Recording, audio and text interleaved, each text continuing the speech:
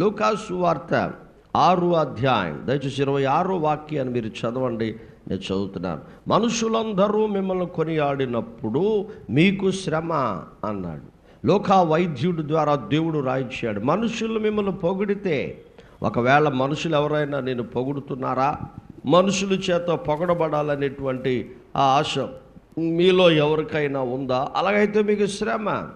చాలామంది దేవునికి ఏదైనా కానుక ఇచ్చినప్పుడు ప్రజల చేత పొగిడించబడాలి, లేకపోతే దేవుని మందిరంలో ఏదైనా ఒక గిఫ్ట్ ఇచ్చినప్పుడు మరి ఆ ప్రజలందరూ ఆమెను పొగడాలి, లేకపోతే అతన్ని పొగడాలి. ఈ రోజుల్లో కూడా చాలామంది దేవుని చెప్పడానికి దేవుని వాక్యం చెప్పేటప్పుడు ఆ స్టేజ్ మీదకి వెళ్ళేటప్పుడు ఆ కింద ఉన్న విశ్వాసులు పొగడాలి, పిలిచిన దైవజనుడు పొగడాలి. ఏమంటే రీసెంట్గా దేవుని సేవకుడు చెప్తుంటే నేను విన్నాను ఏంటంటే, అయ్యా నేను పలానా దైవ సేవకుడిని వాక్యం చెప్పడానికి పిలిచానండి, కానీ ఆయన పేరు కింద రెవరెండ్ డాక్టర్ బిషప్ అనే పేరు రాయలేదని ఆయన మీటింగ్ రావడం మానేశాడండి. ఎంత విచిత్రం, ఎంత విచారకరమైన విషయమో. కాబట్టి ప్రజలు మనల్ని పొగిడినప్పుడు నీకు శ్రమ. ప్రజల చేత నువ్వు పొగిడింపబడకూడదు. దేవుని నామమే మహిమపరచబడాలి, యేసునామమే హెచ్చించబడాలి, యేసునామమే హైలైట్ అవ్వాలి తప్ప.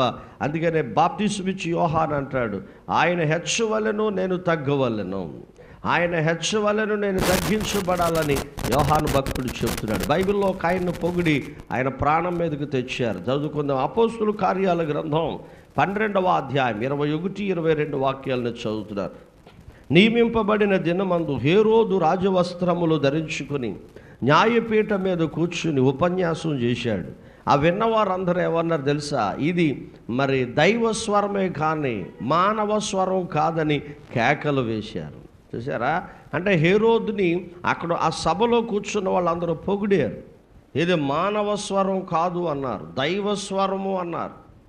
అక్కడ రాయబడిన మరో మాట ఏంటంటే, అతడు దేవుణ్ణి మహిమపరచనందున, హేరోదు మహారాజు దేవుణ్ణి మహిమపరచనందున మరి వెంటనే ప్రభు దూత అతన్ని మొత్తెను గనుక అతడు పురుగులు పడి చనిపోయాను అని బైబిల్లో చదువుతున్నాం.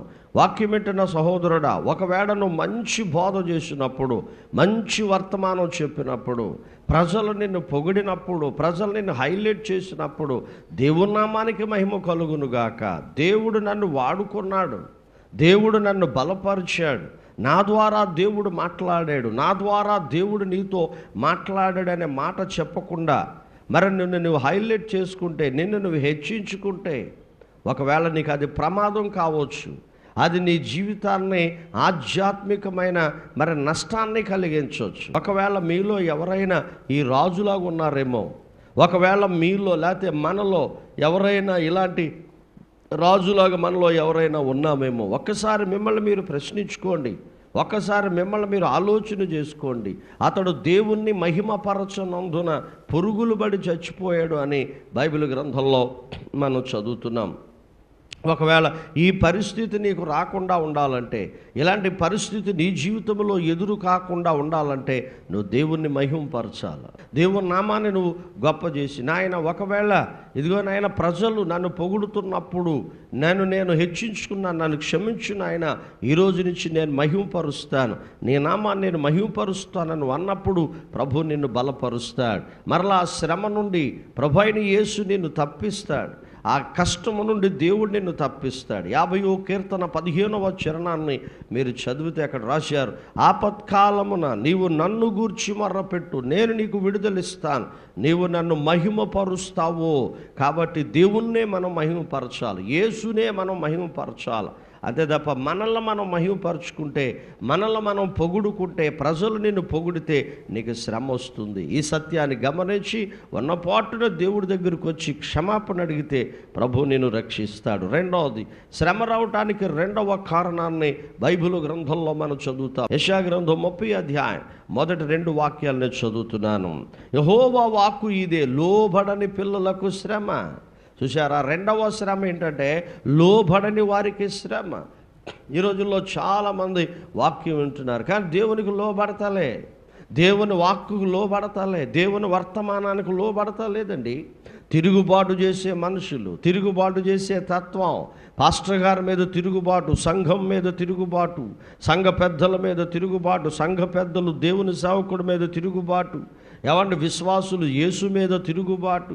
అందుకే దేవుని యొక్క వాక్యములో నిర్గమాకాండం 33వ అధ్యాయం 3వ వాక్యాన్ని మీరు చదవండి. నేను మీతో కూడా రాను. కారణం ఏంటంటే మీరు లోబడని ప్రజలు, మీరు విధేయత చూపని ప్రజలు, నా వాక్యానికి విధేయులు కాని ప్రజలు మీరు. అందుచేత దేవుడు అంటున్నాడు, నేను మీతో రాను. ఒకవేళ వాక్యం వింటున్న సోదరుడా, దేవుని సన్నిధిని పాడు చేసుకున్నావా? దేవుని కృపను పాడు చేసుకున్నావా? దేవుని కృపకు అపాత్రుడు అయిపోయావా? లేకపోతే దేవుని చేత నువ్వు వెలివేయబడిన వాడికి అయిపోయావా? ఇప్పుడైనా పర్వాలేదు. ఈ ప్రభు దగ్గరికి వచ్చినప్పుడు, ఈ రక్షకుడి దగ్గరికి వచ్చినప్పుడు ఖచ్చితంగా దేవుడు నిన్ను బలపరుస్తాడు. దేవా, నేను ఇంతవరకు నీ మీద తిరుగుబాటు చేశాను, ఇంతవరకు నేను లోబడలేదు నాయన, నీ వాక్యం మీద, నీ సంఘం మీద, నీ పిల్లల మీద తిరుగుబాటు చేసేవాడిగా ఉన్నాను, నన్ను క్షమించు నాయన. ఈ వాక్యం వినుచుంటుండగా నీకు లోబడతానయ్యా, ఈ వాక్యం వినుచుంటుండగా నీకు విధేయత చూపుతాను ప్రభువా అని నువ్వు ప్రార్థన చేస్తే ప్రభు నిన్ను బలపరుస్తాడు. నీ శ్రమ నుండి నీకు విడుదలిస్తాడు, నీ కష్టము నుండి దేవుడు నీకు విడుదలిస్తాడు. ఎవరికి లోబడాలి? హెబ్రీ పత్రిక 12వ అధ్యాయం 9వ వాక్యాన్ని మనం చదువుకుంటే, ఆత్మలకు తండ్రి అయిన వానికి మరి ఎక్కువగా లోబడండి, అనగా దైవ సేవకుడికి లోబడండి, అనగా ఆత్మీయ తండ్రికి లోబడండి, అనగా ప్రభు అయిన యేసుకు లోబడండి. ఎవరికి లోబడాలి? దేవునికి లోబడాలి, యేసుకు లోబడాలి. అలా లోబడినప్పుడే నీ శ్రమల నుండి నువ్వు తప్పించబడతావు, నీ కష్టము నుండి నువ్వు తప్పించబడతావు, నీ ఇబ్బందుల నుండి నువ్వు తప్పించబడతావు. ఎవరికి లోబడాలా? హెబ్రీ పత్రిక 13వ అధ్యాయం 17వ వాక్యాన్ని చదివితే, ఏమండి, దైవ సేవకుని మాట విని వారికి లోబడండి అని బైబిల్ గ్రంథంలో మనం చదువుతాం. మీ పైన ఉన్న నాయకులు మీ విషయంలో లెక్క అప్పగించవలసిన వారై ఉండి మిమ్మల్ని కాయిచు ఉన్నారు అని చెప్తూ అంటాడు. వారి మాట విని వారికి లోబడి, దైవ సేవకుడికి లోబడండి. దేవుని చేత పిలువబడి ఏర్పరచబడి అభిషిక్తుడైనటువంటి దైవ సేవకుడికి మీరు లోబడండి అని